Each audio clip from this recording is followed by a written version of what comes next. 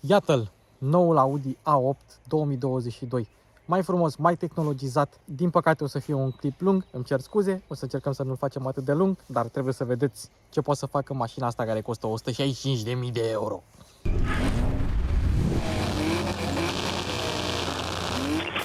Înainte de clip, trebuie să reamintim Car Vertical. Car Vertical este o platformă de verificare a seriilor de șasiu pentru mașinile second hand. Dar există cazuri în care Car Vertical îți dau toate informațiile cu privire la o mașină și există cazuri în care Car Vertical nu au chiar toate informațiile despre mașină. Dar trebuie să recunosc că este un instrument care este destul de bun, dar pe lângă acest instrument mai există și alte. Verificarea mașinii de către tine, verificarea mașinii de către un mecanic, de către un expert. Sau de către mine, dacă vrei să îți verific o mașină și să ți-o și filmezi. Dar nu uita, Car Vertical mă ajută pe mine. Aveți referral code în descriere și în primul comentariu. Aveți 10% reducere dacă folosiți referral code-ul meu și cu fiecare raport Car Vertical cumpărat prin referral code-ul meu, o parte din bani se vor duce către mâncare pentru animalele din adăposturile de animale. Acesta este unul din motivele pentru care am ales să colaborez cu Car Vertical și voi filma atunci când voi cumpăra mâncarea pentru animăluțe. Și acum, hai să revenim la clipul nostru.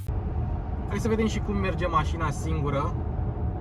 Păstrează distanța față de mașina din față, virează singură și după un timp îți spune să pui mâna pe volan și vă arătăm imediat. Uite. Și trebuie doar să apeși pe volan pentru că este capacitiv, nu este rezistiv. Ține foarte bine banda, merge foarte bine singură. Evident trebuie să ții mâna pe volan. În momentul în care ai pus mâna pe volan oriunde, dispare notificarea aceea cu volanul. Merge brici, brici, brici. Extraordinar de bine merge. Printre cele mai bune sisteme de conducere semi-autonomă pe care le-am văzut. Hai să căutăm și un loc de parcare și să vedem dacă găsește. Trebuie să caute pe partea dreaptă și ai opțiunile de parcare aici, cu fața, cu spatele sau lateral. Ia să vedem dacă găsește ceva. Hop, a găsit. Drive forwards to start the parking assist plus. Ok. Ține piciorul pe frână, apasă pe buton și ia piciorul de pe frână. Trebuie să ții apăsat pe buton. Wow, ce repede a virat. Trebuie să ții apăsat pe buton pe tot parcursul frânării. Dacă se întâmplă ceva, îți sare ceva în față, iei mâna de pe buton, mașina se va opri brusc, cât se poate de brusc. Va da în frâne, te va șoca puțin. Ok.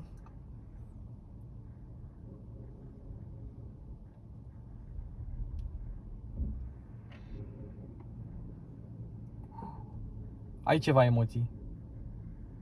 Ai ceva emoții. Face mici corecturi din volan cum ar face un șofer normal, adică nu pune drept din prima.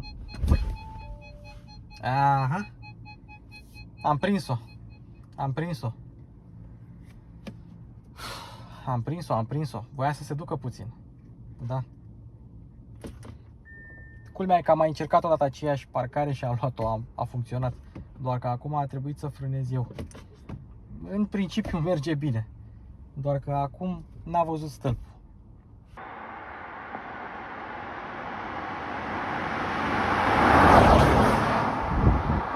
Clipul are o ordine haotică, dar hai să începem cu centurile de siguranță, care sunt albastre. Cusăturile sunt albastre. Totul, sau tot ce înseamnă accent în mașina asta este albastru. Asta pentru că este o opțiune numită Ocean, care costă 9.800 de euro, 10.000 de euro doar ca să ai centurile de siguranță și cusăturile albastre. Dar nu se termină aici, pentru că noi avem aici scaunele Sport S, ca parte din pachetul S-Line interior, care oricum sunt confortabile, sunt reglabile electric, încălzite, ventilate, cu masaj, cu memorie, absolut toate opțiunile pe care le vrei. Însă poți regla tetiera în sus și în jos, ca la orice mașină, normal. Dacă eu îmi pun scaunul în poziția mea, ia fiți atent aici, tetiera coboară și scaunul urcă până în poziția mea, că eu sunt mic. Așteptăm să se termine. Ok, a ajuns în poziția mea și dacă vrei să ridici tetiera, nu mai poți. pentru că asta ar însemna ca tetiera să lovească aici plafonul. Ei bine, nu poți. Deci dacă e scund, rămâi cu tetiera așa și te miri, bă, dar vreau tetiera mai sus. Ei bine, nu se poate. Și te duci la Audi, nu merge tetiera. Ba merge, doar că dacă ești scund, nu mai poți ridica. Pe A8 poți să-ți iei parbriz cu protecție acustică, dar dacă vrei parbriz încălzit, fără bare vizibile, cum vezi la mașinile mai ieftine, nu mai poți avea parbriz acustic, nu știu de ce. Ei bine, poți avea ștergătoare de parbriz adaptive cu duză integrată, așa cum sunt acestea, și dacă vrei la uși poți avea și sticlă acustică pentru geamuri. Sau dacă vrei, da, uite, geam dublu laminat, așa cum avem noi, ca să fie mașina și mai silențioasă. Ca la orice, sau mă rog, aproape orice mașină germană, ți-ai apăsat pe cheie și se deschid geamurile și trapa. Dar trapa nu se deschide de tot. Dacă ți-ai apăsat, ele se închid. Din nou, nimic nou. Ceea ce este fascinant la A8 este următorul lucru. Pui perdeluța, încui mașina și după aceea repeți mișcarea. Și nu mai coboară geamul cu perdeluță în spate. Mai mult, da, dreapta coboară. Unde nu ai perdeluță, geamurile coboară. Dacă ai perdeluță, geamul nu coboară. Mai rar așa ceva. Soft close-ul la mașină este mișto. Nu am ce zice, dar ce se întâmplă dacă îți prinzi mâna aici? Gata, ți-ai pierdut degetul. Mai este o variantă să începi să tragi de ușă când începe să tragă ea. Doar că dacă a început să tragă serios, nu poți nici tu să o deschizi. Trebuie să tragi cu ceva forță. Așa că mare atenție la soft close. Au schimbat grila la facelift, au făcut-o mai mare, mai frumoasă, dar avem elementele acestea în formă de L. Noi avem pachetul negru optic plus, care costă undeva la 1000 și un pic de euro și pierzi inscripția A8 TFSI. V-am spus eu mai devreme ce pierzi de fapt. Și sigla este neagră, emblema Audi, dar ia vină puțin că vreau să arăt ceva. 1, 2, 3, 4. Ei bine, mașina asta nu are night vision, pentru că dacă aveai night vision, camera de night vision era aici, în al patrulea cerc. Și acum, în al patrulea inel. Și acum hai să revenim. Aici avem toți senzorii pentru sistemele de asistență, radare și alte chestii. Mai avem camere în parbriz, dar ia uitați. Avem farurile, noile faruri și există 3 opțiuni. Standard LED, Matrix LED HD și Matrix Digital LED, adică acestea pe care le vedem aici, care au o funcție de a ilumina banda ta cât mai bine, ca tu să stai foarte bine în banda ta, să nu te duci în stânga și în dreapta, și mai au și funcția de proiectare pe asfalt a diverselor forme atunci când activezi luminile de plecare sau luminile de venire, când descui mașina noaptea. Dacă apuc să fac asta, o să vedeți în următorul cadru acest lucru. Aici avem fază scurtă, fază lungă, semnalizări dinamice și emblema mică Audi acolo, să știi că ai totuși cele 4 cercuri. Înainte să vă arăt luminile, vreau să vă arăt o chestie mișto. Please activate heated steering wheel. The steering wheel heating is not available. Da, n-are. Iar acum, hai să vedem luminile Digital Matrix LED.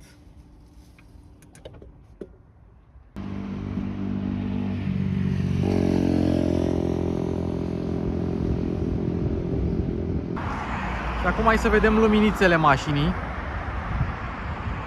cum se sting ele și cum se aprind.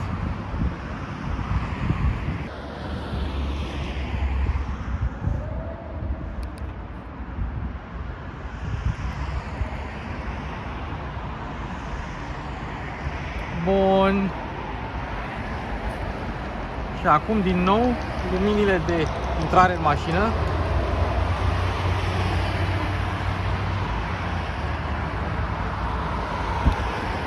Iar acum hai în spate să încuiem mașina.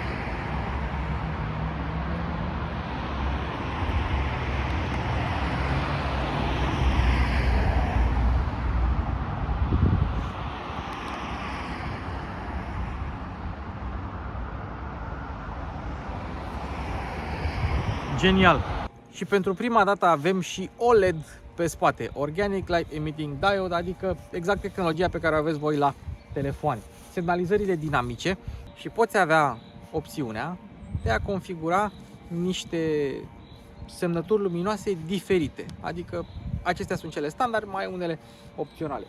Sau or fi astea opționale și mai unele standard, nu știu. Dar ambele au aceeași funcție, adică, ia fiți atenți aici, în momentul în care orice obiect se apropie de mașină care este staționată, uitați-vă la stopuri,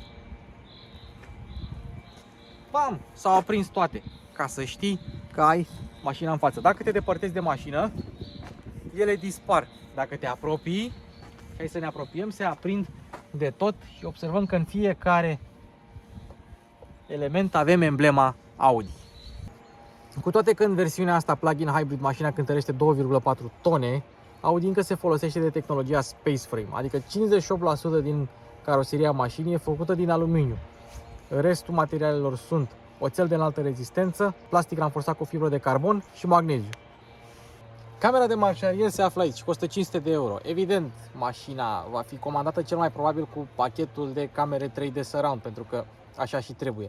Dar lângă cameră se află un lăcaș pentru cheie. Dacă vreodată se strică deschiderea electrică la portbagaj, știi că o poți deschide cu cheia. Dacă la versiunea termică avem un volum de 505 litri portbagaj, la versiunea plug-in hybrid 60 TFSI-E avem doar 390 de litri, dar culmea pare mai mare de 390 de litri. Mai avem cablurile de încărcare, mai avem o plasă acolo, trusa medicală și triunghiul, care în versiunea de America nu vine.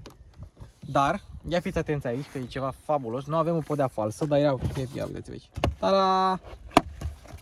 Cârligul de remorcare. Chestia asta nu se scoate, apropo, adică rămâne înșurubată. Cârligul de remorcare. Aici ce e asta? Trusa de prim ajutor, încă una. Ha? Avem două. Sunt curios dacă cei de la Porsche România știau că mașina are deja trusă medicală când i-au pus. Extintor și, evident, kitul de pană. Dar uitați-vă cât antifonare au pus aici lângă baterie ca să nu auzi tu nimic atunci când mergi cu mașina. Foarte tare. În detaliu, foarte mișto și mă bucur că au reușit să-l implementeze. Măcar nu avem o margine de încărcare adâncă și dacă vrei să încui portbagajul, nu merge din cheie. Odată ți-a apăsat? Până acum n-a mers. E prima dată când merge. Mașina vine cu jante de 18 inch în standard. Poți urca până la 21. Noi avem jantele 20 Audi Sport pentru că evident toată mașina este S-Line și arată demențial. Ei bine, dacă vrei etrierele vopsite în culoarea roșie, 500 de euro. Mai dai 2200 de euro și primești punte spate directoare. Practic roțile spate virează în direcția opusă celor față când mergi la viteze mici, pentru a micșora ampatamentul și diametrul de bracaj de la 12,5 metri la 11,4 metri, adică la nivel de Skoda Octavia, dar și la viteze mari, roțile spate virează în aceeași direcție cu cele față pentru mai multă stabilitate la schimbarea benzilor și atunci când iei viraje. Mașina vine cu suspensie pneumatică în standard, dar dacă vrei poți avea Audi Predictive Suspension, care tot pneumatică este, dar care face ea niște chestii foarte mișto, precum 1. Dacă se apropie o mașină din lateral către tine și impactul este iminent, ea se ridică și astfel mașina ce te va lovi sub sau în prag, acolo unde structura de rezistență este cea mai puternică la o mașină, cel puțin în lateral. Alt lucru, ce mai face? Ei bine, atunci când urci în mașină, ea urcă roțile, urcă suspensia în poziția în care este mașina acum. Mașina asta nu are acea suspensie, ca să putem arăta, iar în momentul în care te urci în mașină sau dacă ieși și o încui, ea coboară la loc. Și mai face câteva chestii. La un Audi A8 echipat cu această suspensie primești modul Comfort Plus. Adică nu e suficient doar modul Comfort, și acest mod Comfort Plus face două chestii. 1. În viraj, mașina se înclină în viraj ca să mai reducă ruliul cu vreo 3 grade și ai o cameră în parbriz care analizează șoseaua și în momentul în care tu dai peste o groapă sau peste un speed bump, că pentru speed bump a fost făcut, mașina stă fixă și doar roțile se pregătesc să fie mișcate. Astfel, tu poți să treci peste speed bumperele din București fără să ai nicio problemă. Cu 300 la oră te duci, pam, pam, roțile fac așa și tu rămâi confortabil. Spre deosebire de primele 3 generații de Audi A8, generații de mult apuse unde puteai să mai cumperi versiuni cu tracțiune față, atenție, față, nu spate, la această generație de 5, în ciuda faptului că este a 4-a generație, poți avea doar 4, iar la versiunea plug-in hybrid ai diferențial central și nu torsen, ci unul cu ambreiaje multidisc. Dacă vrei, la S8 ai standard un diferențial sport pe puntea spate care distribuie cuplu între roți, dar pe A8 acesta este opțional. Dacă ești chinez, și având în vedere că unul din 5 oameni e chinez, nu văd de ce tu n-ai fi, poți avea versiunea A8L Horch. Emblema Audi este fosta emblema Auto Union, adică Audi, DKV, Wanderer și Horch. Iar acum există versiunea A8L Horch pentru piața chineză, o versiune și mai lungă decât A8L-ul normal, și mai luxoasă și cu altă grilă. Dacă totuși te simți în pericol, poți avea A8L Security, care este versiunea blindată și care vine cu motorul de pe S8, că de e mai grea și trebuie să tragă. Din fericire, încă mai există 3.0 TDI, 286 de cai putere, dar avem multe motorizări care se alimentează cu benzină, unele chiar și cu curent. 30 TFSI, adică 55 TFSI cu 340 de cai putere, avem 60 TFSI cu 460 de cai putere în V8-ul ăla de 4 litri care e de pe S8, doar că e detunat. Pe S8 are 571 de cai putere și mai avem versiunea asta pe care ați văzut-o la mine canal pe Bentley Bentayga Plug-in Hybrid și pe noul Porsche Cayenne Plug-in Hybrid. Ei bine, 3.0 TFSI, 340 de cai putere, EA839, nu mai intru în detalii că am intrat în clipurile alea, da, între 5.000 și 6.000 de rotații pe minut, cuplu 500 Nm între 1.750 și vreo 4.500 de rotații pe minut. Transmisia la toate este Tiptronic cu 8 trepte, adică SDF-ul cu 8 rapoarte, care este și pe BMW-uri și pe anumite Volkswagen-uri și pe anumite Jaguar-uri și mai departe. Ei bine, având o pompă de ulei electrică, mașina poate să schimbe treptele chiar și atunci când tu mergi pe modul full electric, pentru că motorul electric e încastat în carcasa cutiei și tu poți să mergi pe electric și ea să schimbe treptele acolo în continuu. În momentul în care intră motorul termic, păc, gata, ești în treapta care trebuie. Am zis că mașina cântărește 2,4 tone, dar asta nu împiedică să facă suta în 4,9 secunde, să fie limitată electronic la 250 de km pe oră. Sau, așa cum au descoperit unii când au fost în Germania la lansarea internațională, 265 de km pe oră. Deci se poate. Pentru că este plug-in hybrid, are o baterie cu o capacitate netă de 14,4 kWh, ceea ce ar trebui să-i dea o autonomie electrică undeva între 54 și 60 de km. Dar trebuie să fii foarte atent cum mergi și să ai aerul condiționat oprit dacă vrei să scoți acea autonomie. În mod normal poți să mergi 40 fără probleme dacă mergi liniștit. Și o să vă arăt eu modurile de rulare atunci când o să ajungem la interior. Rezervorul care e pe stânga, nu e pe dreapta, are un volum de 65 de litri și bușonul pentru portul de încărcare sau capacul pentru portul de încărcare este pe dreapta și evident este un Type 2 care se încarcă la 7,4 kW. Nu sunt multe mașini plug-in hybrid care se încarcă CCS, asta deocamdată nu este, dar la generația următoare pot să garantez deja că vor fi versiuni ce se vor încărca la CCS. Filtrul de aer nu este la vedere tot timpul, pentru că aerul vine pe aici, intră în capotă, frumos, pe aia coboară așa. Adică nu trebuie să vă faceți griji că veți avea un filtru de aer expus. Nu. Ai o capotă din aluminiu cu ceva antifonare și cu traseul pentru admisie. Acum suspensia este cea mai ridicată, dar prin apăsarea unui buton poți alege 5 moduri de garda la sol. Și acum hai să o coborâm să vedem cât de jos coboară garda la sol.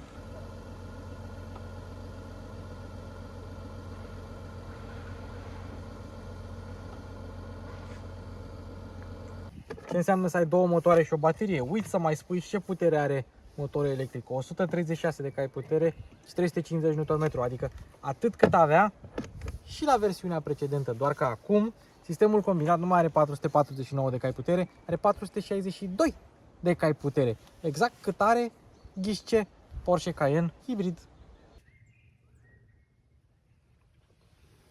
Am zis de scaunele din piele Valcona, dar ce ați văzut acolo Audi exclusiv este un material, o microfibră care arată ca Alcantara, dar nu este Alcantara, se numește Dinamica. O găsiți și pe uși, dar și pe plafon. Deci nu este Alcantara, trebuie să țineți minte acest lucru. Și hai să vă mai arăt câteva detalii interesante. Dacă punem contactul la mașină, uitați-vă la gurile de ventilație.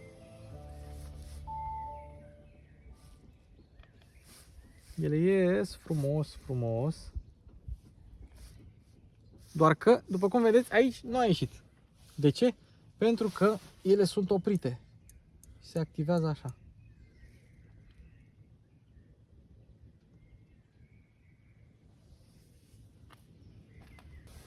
În mod normal, farurile pornesc pe auto, ceea ce este foarte ușor. dacă vrei poți activa ceața spate, ceața față care se află în far sau dacă apeși, dar fără să, adică atingi fără să apeși, ai acolo opțiunile din bord.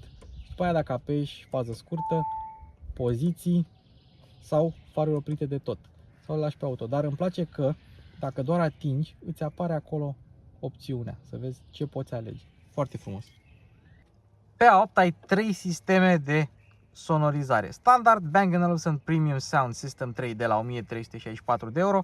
Și dacă vrei tot ce poate să-ți dea Audi, atunci Bang & Olufsen Advanced Sound System 3D, ce nu este pe mașina asta, este doar Bang & Olufsen simplu, 200 de difuzoare, 3D sound, amplificator Biocore, 1920 de W, tehnologie de sinfonie și compensarea Active Noise Cancellation, practic de afară. Ei bine, aia costă numai puțin de 7384 de euro cu TVA inclus. Mașina vine și cu head-up display, dar, ia uite, avem și Audi Virtual Cockpit cu mai multe tipuri de afișaje, inclusiv cu hartă, cu navigație, foarte mișto. Singurul lucru pe care mi l-aș fi dorit să zicem ar fi fost să aibă Apple CarPlay și Android Auto pe acest ecran, așa cum se întâmplă la Air 8, așa cum se întâmplă la TT. Probabil ar fi fost ceva mai ok. Uite și consumul meu, 11,6 cu mașina, dar nu am mers foarte mult cu bateria încărcată. La interior nu s-au schimbat multe față de pre-facelift. Avem piano black, dar poți avea și alte materiale.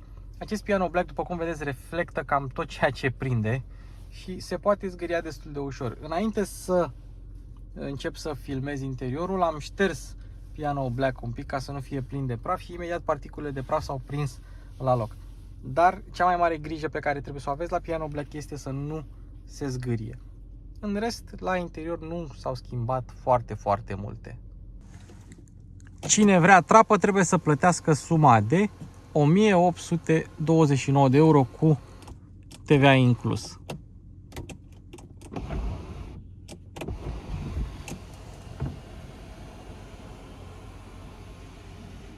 Știți anunțurile acelea în care se spune că mașina are Webasto? Webasto e doar firma care face încălzirea auxiliară la mașini, nu așa se numește sistemul, se numește încălzirea auxiliară. Funcție pe care această mașină o are, dar gândiți-vă că ea costă, prin plug-in hybrid, doar 102 euro. 102 euro. Mai mult, dacă totuși vrei confort termic și mai bun, poți avea cotieră laterală încălzită, cotieră centrală încălzită și cotieră centrală spate încălzită. Nu știu, la vreo 400 de euro, așa. Dar niște dotări bune de avut. Hai să arătăm rapid și spațiile de depozitare. Buzunare nu foarte mare aici, dar mai ai un spațiu suplimentar de stocare acolo. Mai avem două suporturi de pahare, o cotieră ce ascunde două USB-C-uri, un torpedou capitonat, amortizat, dar care are și un disk drive, un DVD player acolo, care mai fură un pic din spațiu și pe buzunarele sau pe ușa din dreapta avem buzunare în oglindă cu cele din față. Ai suficiente spații de depozitare pentru o mașină de clasa asta.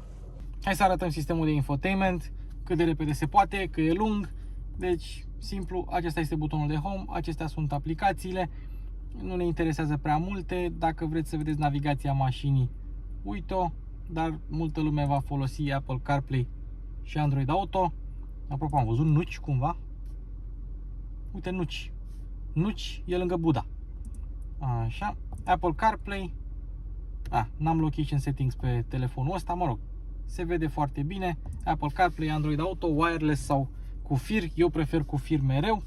Așa, mergem la mașină și avem așa, Audi Drive Select-ul, care are și scurtătură aici, cu toate setările, Efficiency, Comfort, Auto, Dynamic și individual, și modul de a umbla la garda la sol. Apropo, poza cu acest A8 este A8-ul pre-facelift, nu actualizat A8-ul din această imagine. Hai să vedem. Car details, cât s-a mers pe electric, cât s-a mers pe benzină, charging and efficiency, cum să încarci mașina, dacă vrei să ai ore de încărcare, efficiency assist, intelligent coasting, foarte șmecher, ca la mașinile electrice, în sensul că frânează mașina din fața ta, frânezi și tu, regenerezi, interactive accelerator, cu câteva setări, predictive messages, asta nu e așa de importantă, dar hai să o lăsăm activată.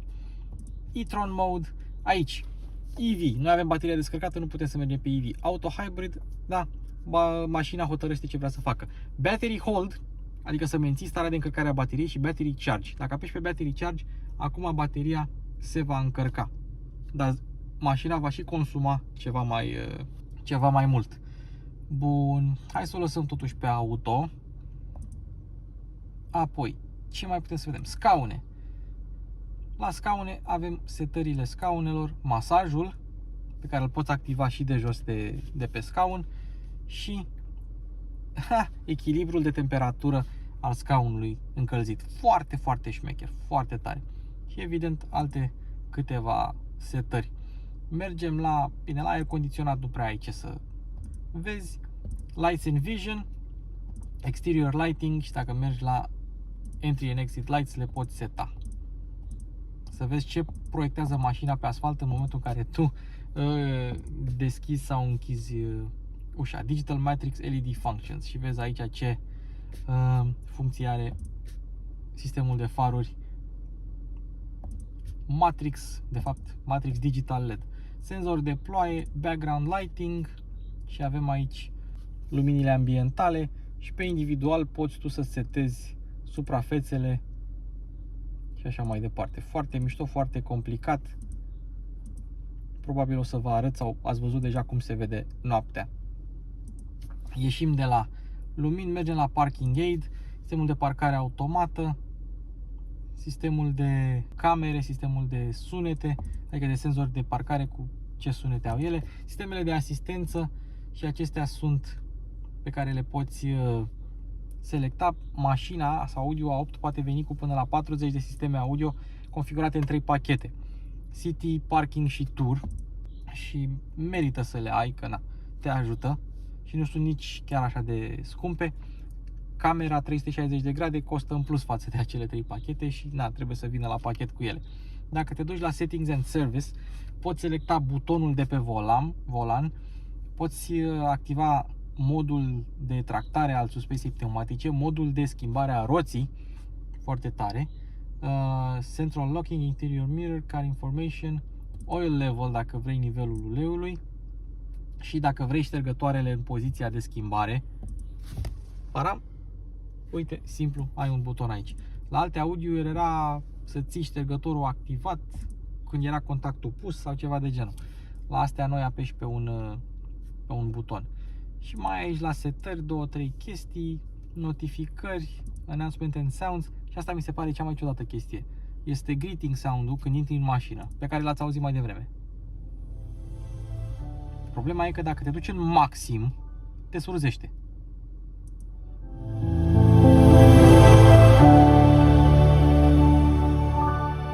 Cine ar vrea să fie speriat în fiecare dimineață când își deschide propriul Audi?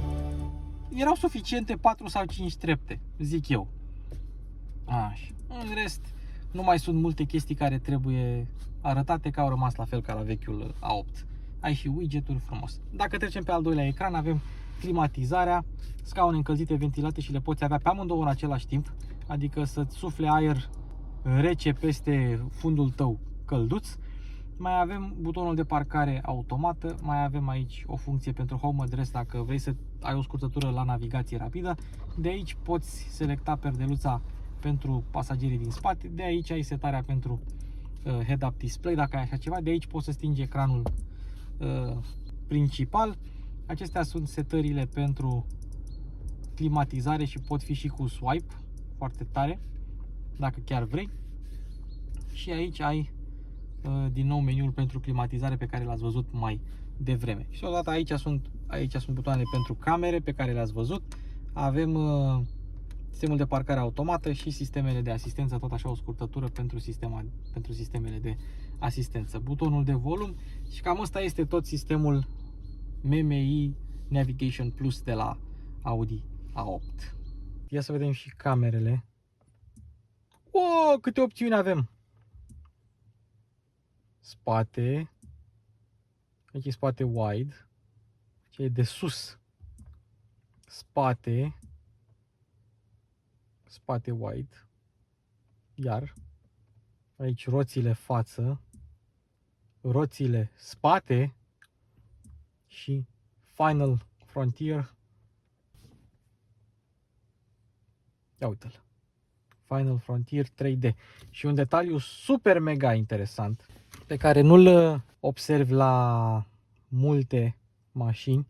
Deci mașinuța asta are pachetul Black Optics Plus, ceva de genul, care dacă îl alegi, pe lângă faptul că îți face toate ornamentele negre, pierzi inscripția A8 de pe spate, A8, 60 TFSI și așa mai departe. Ei bine, și dacă nu știi dacă ai versiunea scurtă sau lungă, ia fi atent aici.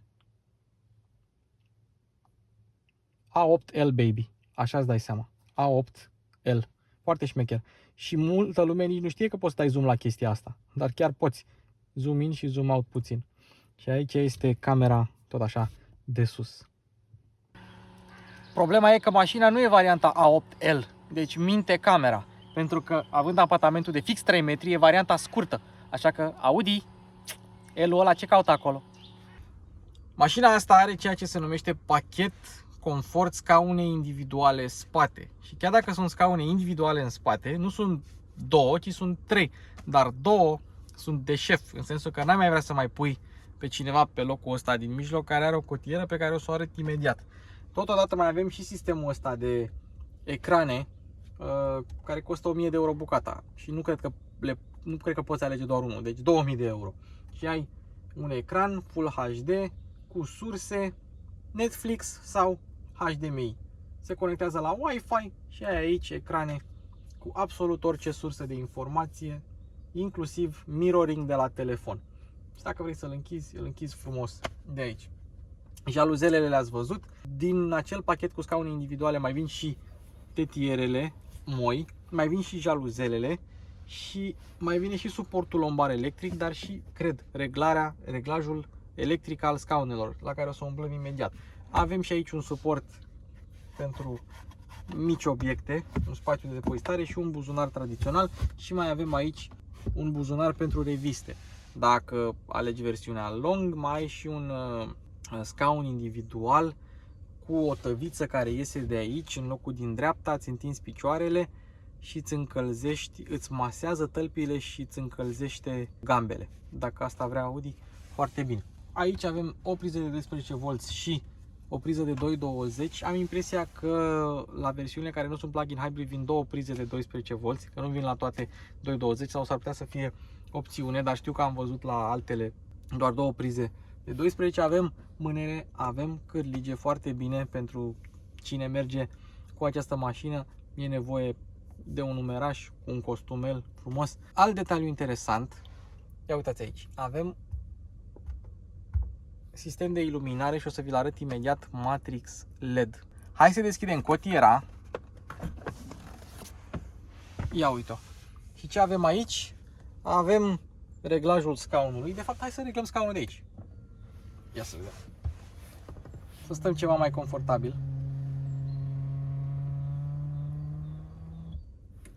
Avem încălzire, dar putem avea și ventilație în spate. Și această tabletuță a fost updatată pentru facelift, doar că acum nu mai iese pentru că mulți proprietari pierdeau pe aceste tabletuțe și copiii se jucau cu ele. Poți seta balansul de temperatură, masajul, poți regla scaunul, încălzire și ventilație. Da, are și ventilație, e și climatizare în spate, tot așa cu swipe, foarte mișto. Trebuie să-i dăm off și tot felul de reglaje, inclusiv reglaj pentru scaunul pasagerului din față.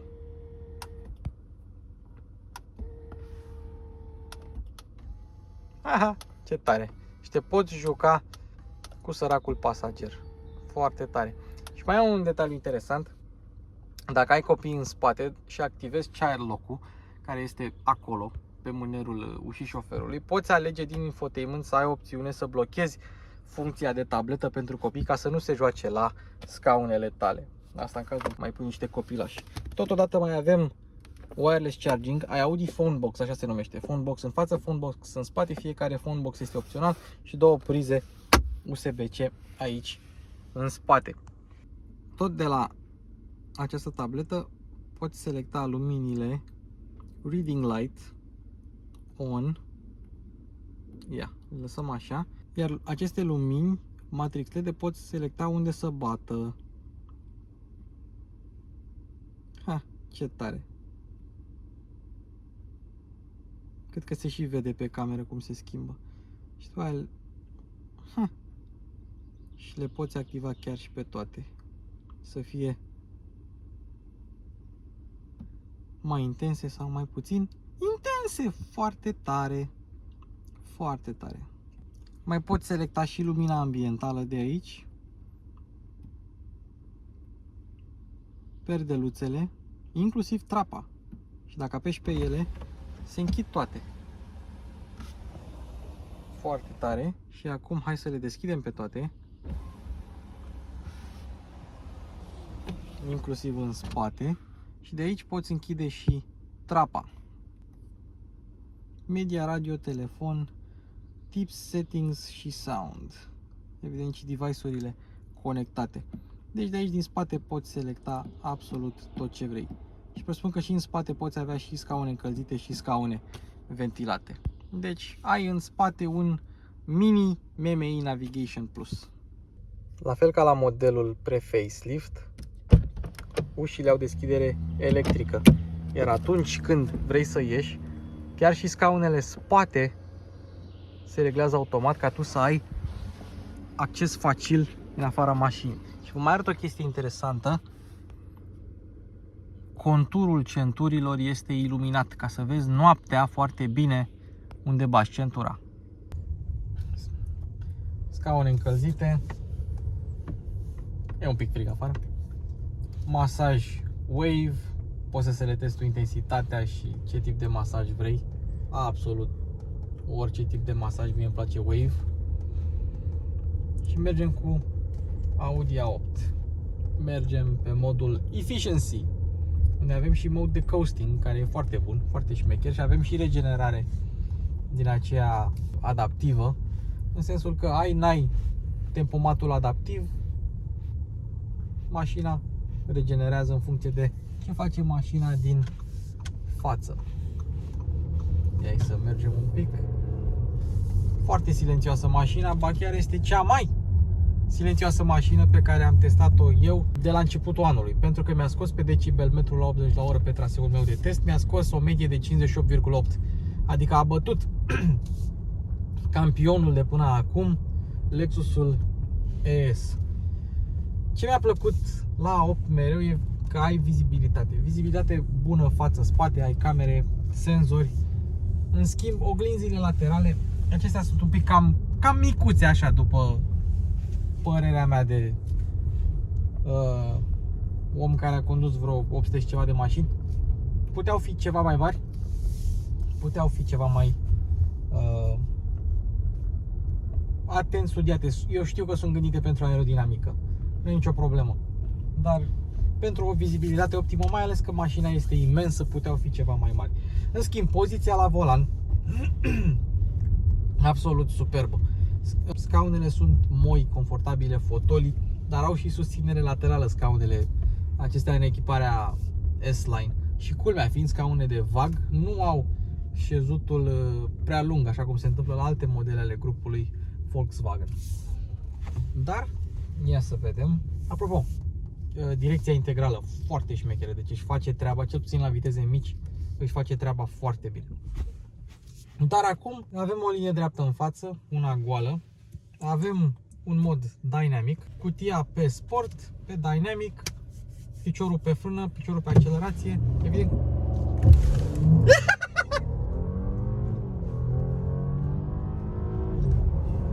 Gata, suta.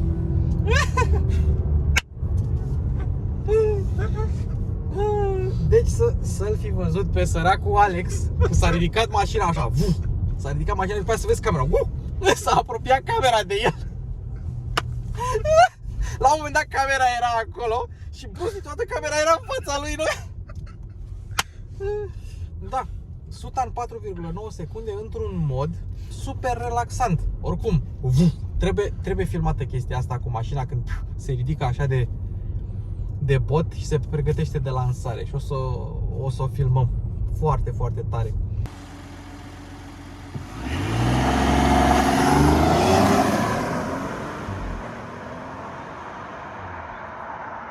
Pe confort, noi eram pe efficiency, hai să o trecem acum pe confort. Suspensia devine ceva mai moale, nu avem modul Comfort Plus de la suspensia Active Predictive Suspension, cum zice Audi. Dar e bine că ai totuși un răspuns la pedală ceva mai bun. Iar în ceea ce privește coasting-ul, el este tot activat. El e activat pe orice mod. Nu e mare diferență, zic eu, la amortizare între efficiency și comfort, ba chiar deloc, aș spune. Oricum, la cât de tare e mașina asta pe antifonare, nu m-aș mira să nu fie nicio diferență. Volanul, fiind volanul de S-Line, are 3 spițe, n-are 4, dar tot așa are câteva mici decupaje pentru deget. Nu sunt decupajele, trebuiau să fie un pic mai spre padele, iar padelele sunt exact la vârful degetelor, exact unde ar trebui să fie. Și mergi pe confort cu mașina și crede-mă că nu vei avea nicio problemă. Dacă vrei să-i dai kick down, ia fie 80 de km la oră, ia stai un pic să o lăsăm pe la 60 așa, ca să avem timp să avem și marjă de accelerație. 60 pe confort, ia să vedem în cât timp răspunde cutia. 3, 2, 1. Întâi ai simțit boostul electric și după aceea începi să simți cum retrogradează cutia.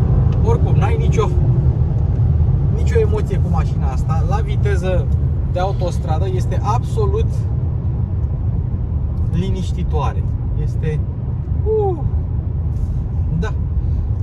Ultimul A8 pe care l-am condus eu era un 3.0 TDI și era similar, doar că ăsta pare ceva mai silențios și un pic mai confortabil. Sistemul ăsta de propulsie pe care l-am mai condus și pe Cayenne și pe Bentley Bentayga Hybrid este setat diferit la fiecare. Ok, resursele de putere sunt aceleași, plaja de cuplu de putere cam aceleași, însă modul cum înțelegi tu în mașină chestia asta e setată diferit. Am făcut 1000 de kilometri de curând cu Cayenne-ul hibrid. Se simțea parcă ceva mai violent și sunetul era ceva mai vocal. Nici acolo nu era exagerat, aici este amuțit, iar pe Bentayga era parcă și mai și. Dar hai, suntem într-un Audi S-Line. Cutia pe sport, de fapt o trecem pe manual, după aia o trecem și pe sport, că pe sport am trecut-o la launch control. Hai să vedem. Trecem view pe turometru. De fapt, turometru trebuie să-l setezi tu din meniu, nu contează. Mă descurc eu cu turometru, cum mă-i descurca. Hai să vedem cum e mașina pe un drum virajat. În primul rând, ca la orice mașină care are direcție integrală, te miră faptul că trebuie să virezi puțin ca să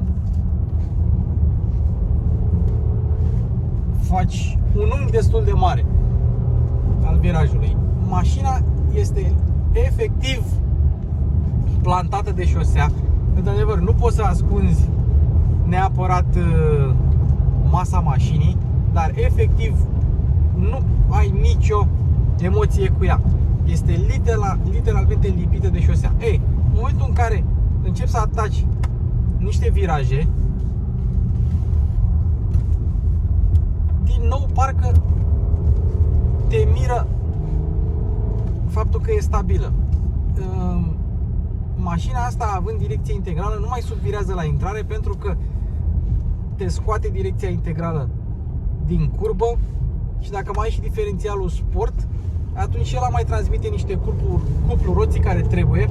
Și asta cred că are diferențialul sport, pentru că literalmente nu-mi dau seama cum o astfel de mașină se poate ține.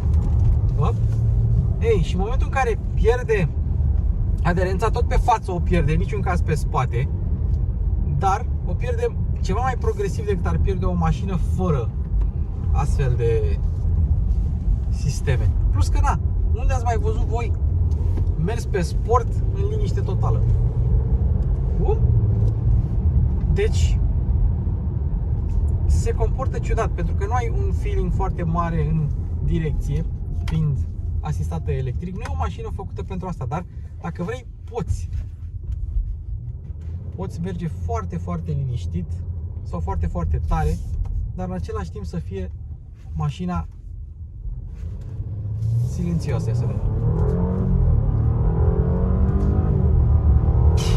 E incredibil cum urcă turometrul ăla. De fapt, vitezometru, că turometrul încă nu l-am setat eu să fie. Uite. Și la ieșirile din virajele mici, lipită. De adevăr, n-ai cum să ascunzi masa, tot te vei duce dintr-o parte în alta, tot ai un pic de ruliu, dar te joci cu ea și e super controlabil. Asta mă fascinează. Subvirează un pic, dar nu mai e un Audi de pe vremuri care era Understeer City, Understeer Nation. Și hai să vedem pe dâmp, pe speed bump, nimic. Silenzio stampa. Apropo, și cutia pe manual răspunde bine. Nu e extraordinar de rapidă, dar îți oferă ce treaptă vrei atunci când o ceri. Și chiar răspunde la comenzi. Acest fapt este ajutat de motorul electric, pentru că tu schimbi treapta, dar mereu ai torque field de la motorul electric. Tot ai cuplul ăla electric atunci când vrei să pleci cu ea. Incredibil. Deci, ce reprize face mașina asta pe 60, 100, 80, 120 e fantastic, în orice treaptă ai fi. Ia să vedem. 60 și te-ai dus. Nu. 462 de cai, o mașină rapidă, dar este o mașină silențioasă. Rămâne de văzut cum sunt rivalii. Astăzi, când filmăm noi, a apărut noul Seria 7 și pe S-Class încă n-am pus mâna, dar o să pun eu mâna. O să punem. Până una alta, A8 e o mașină foarte mișto. Mă bucur că am apucat să conduc și versiunea asta plug-in hybrid, chiar dacă este cea mai grea dintre toate. Într-adevăr, parcă uneori 3.0 TDI-ul se simțea ceva mai ușurel, dar na, fiecare cu preferințele sale. Și asta a fost episodul cu Audi A8 2022 S-Line 60 TFSI. Apropo, uite ce diametru de bracaj, foarte șmecher, incredibil, 11,4, ce ușor am întors. Deci acesta a fost episodul, aștept părerile voastre în comentarii, nu mai lungim, hai cu like-ul, hai cu share-ul, hai cu subscribe-ul. Lumea te bagă în seamă doar dacă ai abonați, nu neapărat dacă ai vizualizări, așa că noi degeaba avem vizualizări dacă nu avem abonați. Hai să creștem canalul ăsta. Până data viitoare, v-am pupat, aveți și butonul de join acolo. Ne auzim în comentarii și în următorul clip.